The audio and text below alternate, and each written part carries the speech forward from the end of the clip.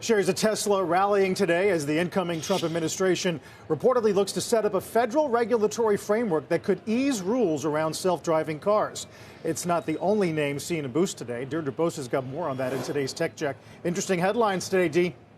It certainly is, Carl. So key for investors to keep in mind is that Tesla's biggest barrier to deploying robotaxi, it isn't regulatory, but rather it's its own FSD technology that is still far from fully autonomous and still requires driver supervision. Musk, remember, has missed his own self-imposed deadlines time and time again. So it is worth looking at some of the other public names in the AV space like Mobileye, Aurora, WeRide. That's a Chinese self-driving startup that went public on the NASDAQ last month.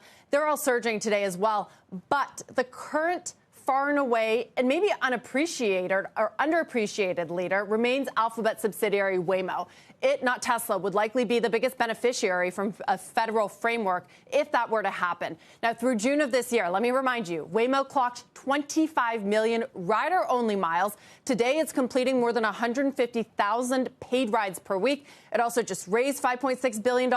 It opened to the public in L.A., and it will be available in Austin and Atlanta early next year. Simply put, Waymo is the one setting the standard for the robotaxi industry, while Tesla AV developments, they're still in its very early stages. And Waymo's real-world driving data and experience, that would give it an advantage in meeting federal rules, especially compared to newer or less experienced competitors. Now, that is all if Trump policymakers could actually successfully replace state-by-state regulation with a federal framework, which is already a highly complex process that would see no small amount of pushback from states and would require undoing a web of existing regulations. Now, Waymo has so far been successful in navigating those rules and developing its own vehicles and technology for the present. Here's an example of that. A few weeks ago, I was at the Google Moonshot factory in Mountain View, and I had the chance to check out its next generation robotaxi. You're looking at it right now. Unlike the models from Tesla and Amazon-owned Zoox, they kept the steering wheel, even though there's no technical need for it since nobody's behind the wheel. When I asked them why, I was told that current regulation requires a steering wheel, suggesting that they're aiming to deploy these things within the current framework, that is ASAP. Now, again, that would widen that gap between them and other players like Tesla that do have regulatory and technological leaps still to make, guys. So as we talk about this, it's easy to look to Tesla because it would benefit, especially the way that they want to develop. But keep in mind those current winners that would also benefit.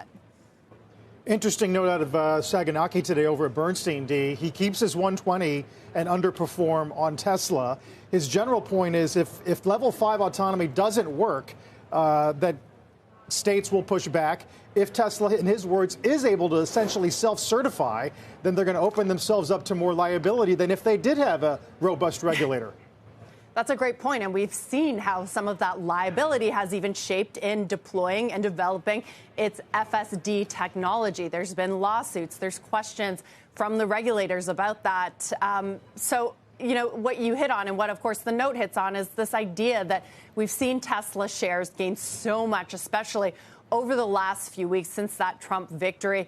It's not the clear winner, especially because a lot of that technology remains unproven, but its valuation is based on the promise of its robotaxi fleet. What do you think about the Uber getting crushed by Tesla competition on robocabs?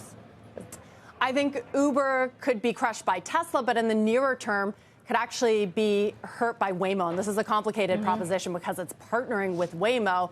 But you could argue that Waymo might be that Trojan horse, right? Getting users used to robo-taxis and then bypassing the middleman, right? There's some of the advocates of Uber saying that Uber and Lyft are going to benefit from the robo-taxi shift, say that they could go into fleet management. And that is possible. But I think that even here in San Francisco, Sarah, you see so many of these Waymos on the street. You book them directly through the app. That has certainly got to be hurting Lyft and Uber's market cap. And we don't have those numbers yet, but I think you'll see them in the future.